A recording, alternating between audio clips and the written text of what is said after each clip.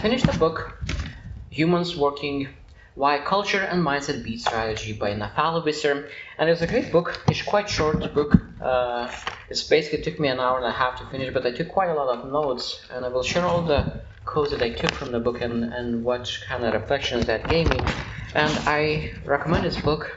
But so let's get into the quotes that I got from this book. So what if so-called culture best practices were precisely the cause of the demise of so many companies? A lot of times people are trying to work and build that culture, but a lot of times all those procedures that you try to build a culture doesn't represent it well, and it basically breaks the culture itself. So we need to be very careful how we're trying to implement a new culture. Basically, after that, he shared a little bit about his story and how he became a business owner when he was 23, and basically he built very strong culture. And when they lost the biggest client and he was not able to pay salary, the employees stayed for 2 months without pay until they landed a new client, the biggest of all. Consider that a guy at work who is just a complete jerk. You know that person, right? As it turns out, your experience of him is created by your own mind and does not come from him at all. A lot of times when we think about any kind of person or jerk, we think that he did something bad, but a lot of times how we think about a person makes him a jerk. But a lot of times other people see that person totally differently. So that means we understand that our thinking makes him jerk, and sometimes that person could not be jerk at all. You don't need to intervene to settle or heal your mind. Just as a pond requires no intervention to settle itself after being disrupted by a pebble. So when you throw the pebble into the water, you see a lot of waves coming out. And after a while, it just settles down and it's again equal. So that means exactly our mind. Sometimes when something happens and we have a pebble in our mind, we just need to wait for a few minutes and everything gets clear. And that's a lot of when something makes you angry. If you just wait for a few minutes, everything gets settled down in a proper ways. Culture is like living organism, constantly growing and evolving, whether or not you are paying attention. And it's interesting because a lot of times people spend a month, 2 months, 3 months to improve culture, and after they forget about it, because culture is one thing that you always need to live day by day. And I love saying that what you do daily, it makes it permanent. But when you stop doing it, you make it temporary. So that means every time, every day, you need to make sure that you do something to improve your culture. Trust that people will do the right thing. Usually they will, and sometimes they won't. Even when they mess up, trust them. A lot of times, bad manners, they diminish people because they want to jump in right away and help them. But if you do not allow them to do what they need to do, you don't allow them to grow. And when a person makes a mistake, if he is able to be humble to learn from mistake and improve and fix the problem, then it will grow from that. But sometimes, a lot of times, managers, when someone is making a mistake, they want to jump in and help. But that is the worst thing to do.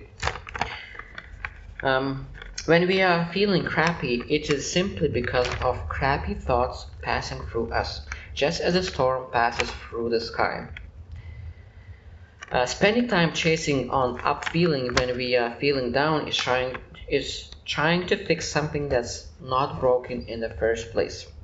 The down state is just as normal as the up state. So that means when you think about bad thoughts, those bad thoughts will come and go. Like, I think that everyone has those bad thoughts, and if you're trying to resist them, it basically stops and it doesn't allow you to grow. But if you just allow your good thoughts and bad thoughts come like a river, not a reservoir, I think that is much better because you understand that everyone will have bad thoughts, and if you have bad thoughts, it's just as normal as any other thought.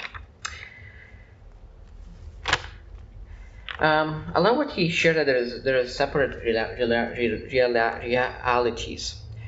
realities, because we experience our thinking rather than experiencing the events that are happening around us.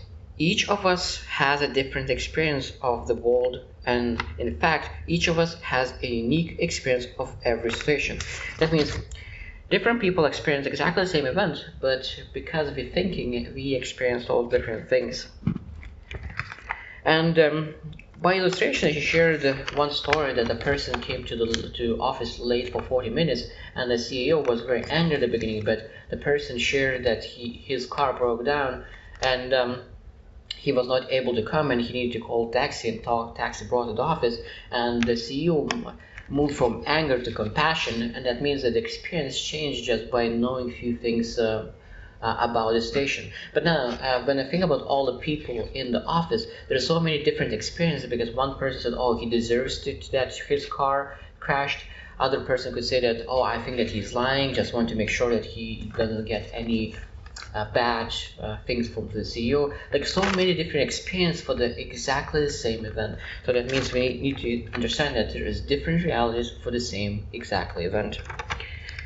Recognize that experience is being created due to the fact that we are thinking. Thoughts come and go, and when they do, our experiences change. So that means, again, this is exactly the same thing that I shared the story, that when we thinking what's potentially going to happen, our experience will change, because exactly the same event could bring totally different emotions for totally different people. How real each person's reality seems to them, even when it seems completely unreal to us. This is a pretty big topic, because a lot of times when people come in and share what they are wanting to achieve, and this is what they're believing and this is their reality, but other people, because they don't see that, it is unreal for them and they want to discourage. Don't do that, because I don't see that. But you need to understand that. But if you are an encourager, you need to try to encourage people to pursue what is their reality, because a lot of times all big achievements, being inventions, happened only because someone believed and had different reality in the world. Think about how much freer we will all could be if we didn't fear our experiences. It could be nice to go and pursue the things that we want to pursue, and feel uncomfortable and not be afraid of what happens, because basically it shares that when exactly the same, when you throw water in a puddle, it will shake a little bit. That's exactly with our mind. It will shake a little bit, but will go back to normal. So if you're not afraid and you know that you will persevere everything, you're supposed to be less fearful and more courageous. Personally, I can tell you of so many times that I have started a programming project that I thought was impossible, only to realize halfway through that in fact what I feared would be the hardest or most impossible part was actually quite trivial once I just got started. I think that's very, very big. A lot of times people won't want to start a project because they think that something will be very difficult. And when they start, they realize that all the things that they thought will be very difficult just goes very smoothly. And then they find there is different things that it seems trivial. Maybe it will be difficult, but again, most of the time, I truly believe that when you start something that you thought will be very difficult, at the end of the day, it seems very trivial after you started. Most people would say, of course, winning the contract would make you joyous. But that's not true. Others may feel panicked thinking about all the new work that the contract will bring. So when we think about any kind of company, and when they win the contract, we as a CEO or the manager, we need to understand that the winning the contract will bring totally different emotions about the contract. So that means we need to understand where everyone is coming from, and if someone is afraid of that, maybe they are over it already. Or of course, if you are a small business owner, you know that every project will make you work much more hours, and might be that you will not be able to spend your family as much as you wanted to, and that contract could be not as joyous as he thought.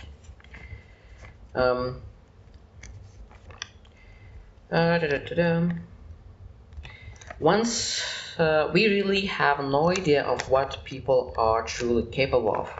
If we as managers fall for the illusion that we do know, we often sell our employees short. That is very, very strong again.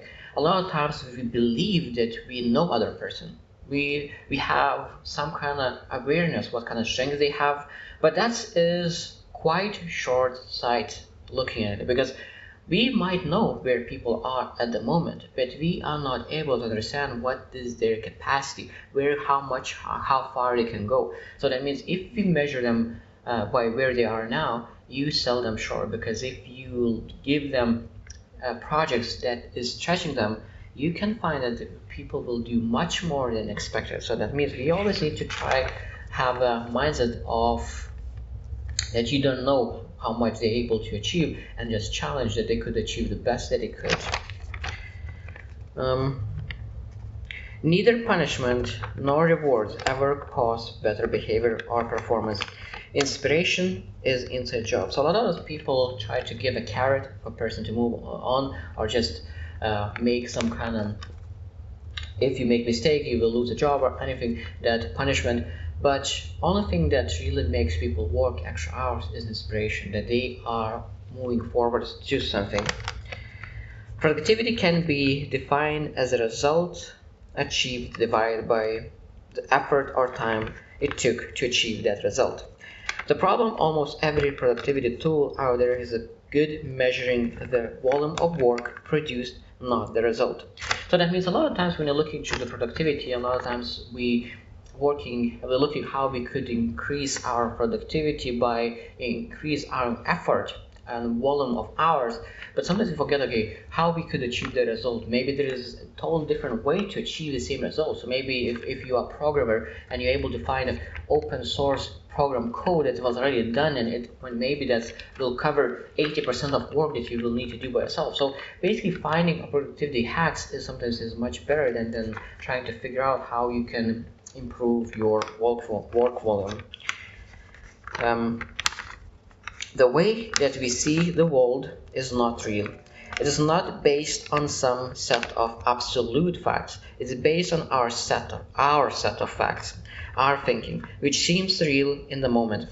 So when I think about how life works, a lot of times we see reality by our own reality. A lot of times is that our own reality is not true. So that's why a lot of times how we see life changes, because our way of thinking changes.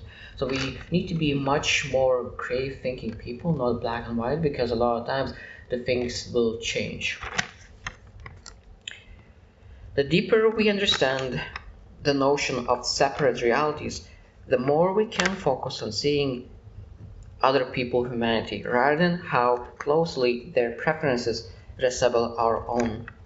And I think that this is very, very strong statement, because a lot of times people misjudge people because they think that, oh, their reality is different than mine, so they are not that smart. But after a while we realize that there is so many different realities, and every person is supposed to be valued exactly the same no matter what kind of reality they have, because you never know whose reality is correct. Because I think that you have find a lot of times when your reality after 5 or 10 years changed, and how you can know that your current reality is true and not false.